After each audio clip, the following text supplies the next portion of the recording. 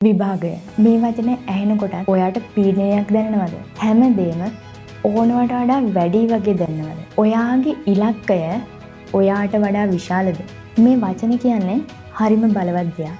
හැබැයි මට දැවෙන ආශාවක් තිබ්බා. ඔයාගේ ඉලක්කය වෙනුවෙන් එක දිගට ටික හරි වැඩ කරගෙන යන්න. ඔයාලා නැවත උත්සාහ කරන තරම් ශක්තිමත්. මේ වෙලාවේ සමහර අය සමරනවා ඇති.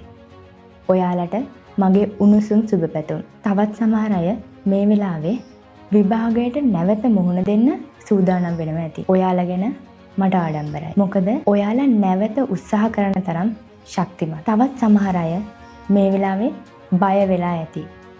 කරන්න මොකක්ද කියලා හිතා ගන්න බැරුව ඇති.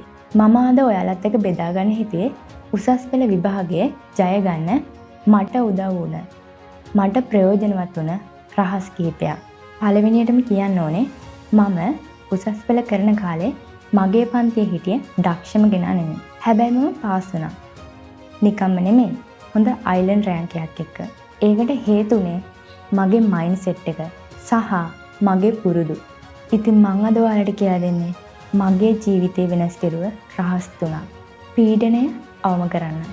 ඔයාට විභාගයට හොඳ ලකුණු ගන්න බැරි වෙන්න හේතුව මනසත් එක්ක ගොඩක් අරගල කරනවා.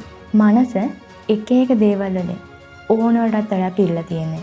සාමාන්‍යයෙන් උසස් පෙළ විභාගයේ පටන් ගනිද්දී උසස් පෙළ විභාගයේ ලියන අතරතුරදී උසස් පෙළ විභාගයේ රිසල්ට්ස් ආවම ප්‍රතිඵල නිකුත් වෙනහම එක එක්කෙනා එක එක ප්‍රශ්න අහනවා. නොයෙකුත් ප්‍රශ්න. ප්‍රශ්නේ තියෙන්නේ වටේ පිටේ ඉන්න අය ඔයාගෙන් ප්‍රශ්න අහන එක නෙමෙයි. මේ දේවල් ටික කාලයක් ඔයාට ඇහෙද්දී මේ පිටතින් ඇහෙන හඬවල් ඔයාගේ ඇතුළතින් ඇහෙන්න ගන්නවා. ඒ ඇතුළතින් ඇහෙන හඬ නිසා ඔයාව පීඩණයට පත් වෙනවා. ටික කාලයක් යද්දී මේ පීඩනය ඔයාව පාලනය කරන්න ගන්නවා. ඔයාට කිසිම දෙයක් කරගන්න බැරුව යනවා. මනසේ පීඩනය වැඩි වෙනකොට ඔයාට ඔයාගේ උපරිම ශක්තිය දීලා වැඩක් කරන්න අමාරුයි. සමහර වෙලාවට පාඩම් කෙරුවා වුණත් පාඩම් කරන දේ අමතක වෙනවා. ප්‍රශ්නයට උත්තරය දන්නවා වුණත් ඔයාට ඒක ලියා ගන්න තේරෙන්නේ නැහැ. මනසින් අරගල කරන්නේ නැතුව හොඳ ගැඹුරු හුස්මක් ගන්න. සංසුන් වෙන්න. හැම දෙයකටම කලින් ඔයා සංසුන් වෙලා ඉන්න ඕනේ. ඔයාගේ මනස නිරවුල් වෙලා තියෙන්න ඕනේ. පීඩනය ඔයාගේ මනස ඇතුලේ අවම වෙලා තියෙන්න ඕනේ. සංසුන් වුණාම ඔයාගෙන් අහන්න. ඔයාගේ ඉලක්කය ඔයාට වඩා විශාලද? ඔයාගේ ඉලක්කයට ළඟා වෙන්න උපරිම ශක්තිය දැනටමත් ඔයා ළඟ තියෙනවා. Tamanට දැනෙන පීඩනය වැඩි කියලා හිතන වෙලාවට S2 පියාගෙන ඔයා මවා ගන්න ඔයා සාර්ථක වෙලා ඉන්න විදිය.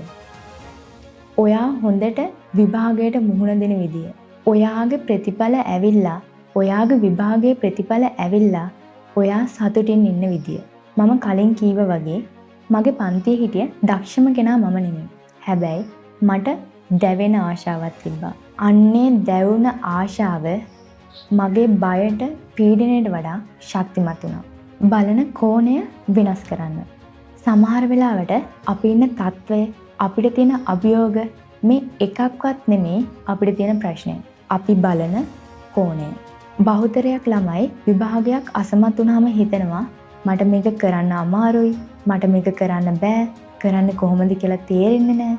මේ විදිහට ඍණාත්මක විදිහට තමන්ට දේවල් කියා ගන්නවා. ඍණාත්මක විදිහට දේවල් දිහා බලනවා. ටික දවසක් යද්දී මොළය මේ ඍණාත්මක දේවල් විශ්වාස කරන්න ගන්නවා. ඒ දේවල් ඔයා බවට පත් වෙන්න ගන්නවා. මෙහෙම ඍණාත්මක විදිහට ඔයා ඔයාටම කියාගන්නේ නැතුව මට පුළුවන්. මම මේ දේවල් වෙනස් කරනවා. මං කරන්න විදිහක් හොයා ගන්නවා. මම උත්සාහ කරනවා. මේ විදිහට ඔයා හිතන්න ගත්තොත් එහෙම හිතනවා කියන්නේ ඔයා ධනාත්මකව ඔයාට කතා කරන්න ගන්නවා කියන එක. ධනාත්මකව කතා කරන්න ගන්නවා කියන්නේම පටන් ගන්නවා කියන්නේම ඔයාගේ ජීවිතේ ධනාත්මක විදිහට වෙනස් වෙන්න ගන්නවා. මේ වචනේ කියන්නේ හරිම බලවත් දෙයක්. වචනයකට පුළුවන් මිනිස්සෙක්ව අඩියටම වටන්න. ඒ වගේම තව මිනිස්සෙක්ව ඉහළටම ඔසවලා තියන්න.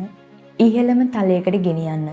ඉතින් ඔයා වචන හසුරන විදිය සැලකිලිමත් වෙන්න. ඍණාත්මක දේවල්, ඍණාත්මක සිතුවිලි, ඍණාත්මක වචන ඔයාගේ ජීවිතයෙන් බැහැර කරන්න. ධනාත්මක දේවල් ඒ වෙනුවට ලං කරගන්න. ඔයා බලන කෝණය වෙනස් කරාම කාලයක් කරන්න බෑ අමාරුයි කියලා හිතපු දේවලුත් කරන්න ලේසි දේවල් බවට පත් වෙනවා. එහෙම කරන්න ලේසි කියලා දැනුනම ඔයාට ලොකු ජවයක්, ශක්තියක් දැනෙන්න ගන්නවා.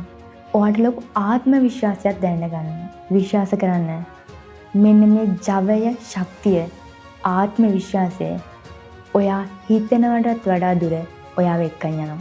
අන්නේ ගොඩනැගෙන විශ්වාසය තමයි ඔයාගේ ප්‍රතිඵල තීරණය කරන්නේ. ව්‍යායාම කරන්න. ඉලක්කයට වැඩ කරන ගමන් ඔයාගේ ශරීරය ගැන සැලකිලිමත් වෙන්න. ඔයාගේ මනසයි ශරීරයයි එකිනෙකට සම්බන්ධයි. ශරීරයට වෙහෙසක් දැනුනහම මනසටත් ඉබේම වෙහෙසක් දැනෙන්න ගන්නවා. ශරීරය දුර්වල වෙනකොට මනසත් දුර්වල වෙන්න ගන්නවා. ඒ නිසා ඔයාගේ ශරීරය ගැන සැලකිලිමත් වෙන්න. ව්‍යායාම කරන්න. මේකට ව්‍යායාම කරන්න ඕන කියලා ජිම් එකට යන්න කිසිසේත්ම අවශ්‍යතාවයක් නැහැ. ඔයාට සරල ව්‍යායාමයක් කරන්න පුළුවන්. ව්‍යායාම කරන එකෙන් తాවකාලික වගේම දීර්ඝකාලීන හොඳ ප්‍රතිඵල තියෙනවා. අපිට දැනෙන ආතතිය අඩු වෙනවා. මතකය වර්ධනය වෙනවා. ඒ වගේම වැදගත්ම දේ තමයි අපි කරන වැඩක් එක දිගට කරගෙන යන්න අපිට ශක්තිය ලැබෙනවා. පාඩම් කරනවා කියන්නේ එක දවසකට පැය 10ක් විතර පාඩම් කරලා දවස් 3ක් විතර මුකුත් නොකර ඉන්නවා කියන එක නෙමෙයි. ඔයාගේ ඉලක්කය වෙනුවෙන් එක දිගට ටික ටික හරි වැඩ කරගෙන යන්න. මේ වීඩියෝ එක ඉවර වෙනකම් බැලුවා කියන්නේ ඔයාටත් දැවෙන ආශාවක් තියෙනවා ඔයාගේ ඉලක්කයට යන්න. පෙරටත් වඩා ශක්තිමත් විදිහට ආයෙමත් නැගිටින්න. good luck.